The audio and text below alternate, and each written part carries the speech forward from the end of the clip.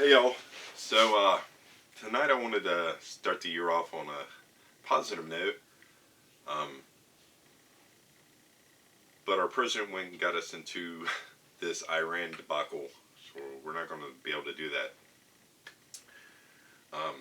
So I'm kind of trying to sum up some stuff from last year and some historical stuff that's coming up. Context, I think, all my opinion will congeal to kind of tell you what I think about this whole Iran thing.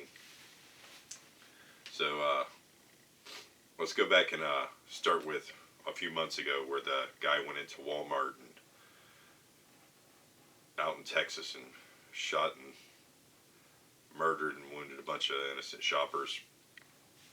Right before he did that, he went on the internet, posted some manifesto talking about a Hispanic invasion of Texas, which I didn't understand at all because I took American history in middle school.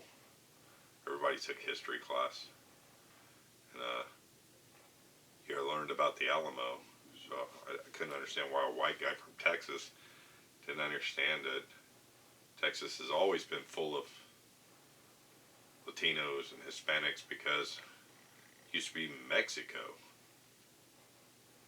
For you people who don't know, coming up at the end of February, beginning of March, is the anniversary of the Alamo. It's a battle that took place at an old Spanish mission during the fight for independence during the Texas Revolution. Famous people who fought there and died were Davey, Crockett, and Jim Bowie. Jim Bowie's most famous for the Bowie knife. There were other people. Most of them are white people that you've heard of. A lot of people were there, had immigrated there legally. Some people went there just to fight in the Revolution. There were people from Tennessee, Kentucky, and even as far away as Ireland. 189 men were confirmed killed. Minimum of 189 men were confirmed killed there. Again, really all you ever hear about is those few select famous down through history people that were all white guys. Most people have never heard of the 6 native Tajanos, native Texans who fought and died at the Alamo. I'll post their names in the description because my Spanish is horrible and I don't want to butcher their names. But yeah, they were identified 6 native Texans. That's people who were born and raised there while it was still part of Mexico, who fought for the independence that most people have never heard of. So people kind of think of it as this, it was just white guys fighting Mexicans. We were fighting off President General Santana, blah, blah, blah, blah, blah. No, we weren't. Really, there was 15 years, I think, between the Texas Revolution and Texas ratifying and becoming part of the Union and joining the United States, which it did as a slave state because the proposed Texas state constitution guaranteed slave owner rights. So it joined because the white slave owners who had immigrated there, wanted to become part of the Union and only would do so when they were given. So goes the legend of history and facts. But yeah, so they joined in 1945, and this happened, the Battle of the Alamo was in 36. So, why was the Battle of the Alamo so important, though? Why am I bringing it up? Well, other than the fact that it brings up the point that Texas used to be part of Mexico before it was Texas and before Texas became part of the United States. So this weird thing about there shouldn't be any Hispanics in Texas is kind of weird. But really, I bring it up because the importance, they consider it a pivotal battle in the fight for independence because the few people who escaped went and spread the legend of the Battle of the Alamo about how fierce the battle was, and how brutal Santa Anna was, and how dedicated and loyal the men fought beside each other until they died defending the Alamo. And that legend inspired, that tale inspired the people of Texas to come together and fight off the Mexican army and to gain their independence.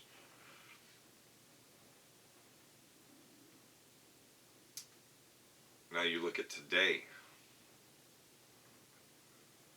and you see Iran, who's dealing with an attack, the murder of a famous general of theirs. And you look at this funeral and you look at the response from their government and their country, and you see the people rallying for a fight. And you look back to 2001 with September 11th, when we were hit by someone who had previously been an ally of ours, someone that we'd funded and armed and trained, came over and attacked us and made it a very public, and not only, again, there's differences because it was on our homeland and we didn't go to Iran and kill this man, we killed him in Iraq, but we did it in a very public way. We took credit for it very publicly.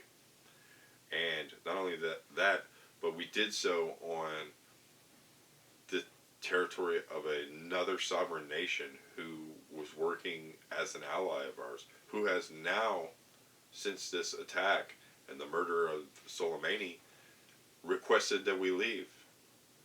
Doesn't want to give us any rights to their airspace, wants us to remove our troops, withdraw from the country.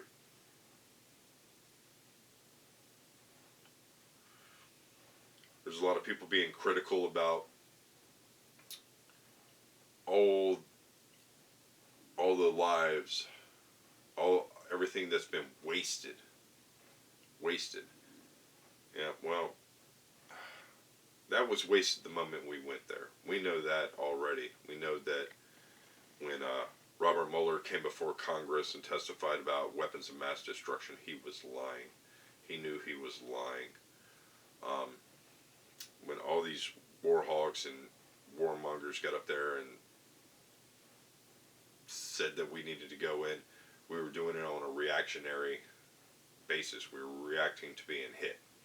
We've been hit, we've been hurt. And just like anybody who gets hurt, we want to retaliate. We want to strike back. We want to lash out, make them hurt, make them feel as bad as we feel. So that's what we did. And so what do you think Iran's going to do? Now, so far today, just an hour and a half ago or so, they've had a measured response by firing a couple, maybe a dozen or 24 missiles at a base in Iraq. Again, they're keeping this kind of as a proxy war on their territory, which is only going to make things worse for us. My guess, and again, I'm not going to fearmonger out, my guess is that pretty soon, with tensions ratcheting up, that the price of fuel is going to go up. Some people have talked about selective service in the draft, which a lot of people have said they don't see happening, but I've seen poster boys for the Army, especially Special Forces, publicly complaining about how recruitment is down in the Army, or in the military in general. There's just too many pieheads and too many hippies and hipsters and blah blah blah. So I think that if it drives their bottom line, that anything is possible, that they can bring back selective service a lot quicker than most people think, especially because it'll affect the rich people first. So what should we do? Well, I say we all start contacting our congressmen and senators and telling them what we think about this, that we're not interested in sending for any reason. We don't want to hear any of their BS excuses about why we should send more of our brothers and sisters and sons and daughters, mothers and fathers to die for no reason. For somebody else's bravado to make somebody else a dollar. My congressman, who I voted for because he's representative of my party, which again I regret at this point, is Matt Gaetz. He's the U.S. congressman for the first congressional district of Florida, here where I'm at, in Northwest Florida in the Panhandle. So I will be putting his contact information in my description of this video, also for other native Floridians in the area who would love to contact Representative Gaetz and tell him exactly what they think about him supporting Trump and this whole Iran deal. Maybe we can look back at history and realize, it doesn't always repeat itself, but sometimes it does rhyme, as the adage goes, and that we'll realize that Iranians are people just like us. Iranians, Americans, we're just people going to work, going to church, going to school, taking care of our kids, and that it's really just a select few who are bent on this destruction, and that maybe cooler heads will prevail. That's my hope. And in the meantime, I think we should have all voiced our distaste to our elected officials on how inept they are at reining in this president and his behavior, and his administration too. Again, according to sources, Mike Pompeo and others came to the president at Mar-a-Lago and presented this option to him. Again, we've known for a long time he's wanted this war with Iran. He's been gunning for it since before he became president, talking about sanctions, this and that, and how we've been easy on him and pulling out of the deal and pulling out of the sanctions we had against Iran. And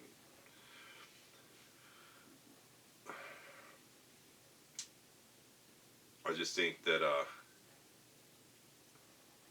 we all need to cool down for a second. I don't think a war, sending in troops, is going to help the president at all. I don't think it's going to help the economy at all. You look at the invasion of Iraq and Afghanistan, it didn't help us at all. It didn't help the Afghanis or the Iraqis at all. So again, contact your elected officials. Get the word out. Spread it on social media. Put it up there in your local areas for your friends and families and loved ones to have that information available. It's one thing to just be lazy and not go out and look for it yourself. But if it's right there in front of your face, maybe it'll provoke you to take the initiative. Anyways, guys, that's just my opinion. Happy New Year, and I hope things get better. Thanks.